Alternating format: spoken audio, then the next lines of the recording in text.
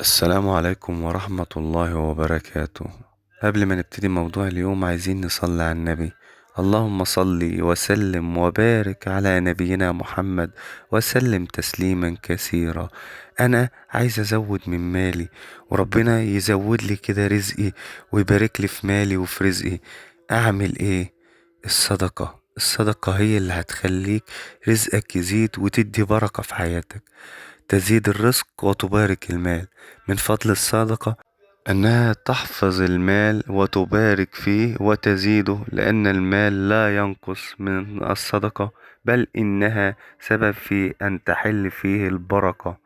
طب الدليل على كده في القرآن: بسم الله الرحمن الرحيم: وما أنفقتم من شيء فهو يخلفه وهو خير الرازقين.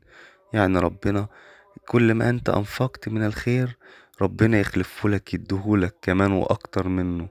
سبحان الرزاق ذو القوة المتين. اللهم صل وسلم وبارك على نبينا محمد وسلم تسليما كثيرا.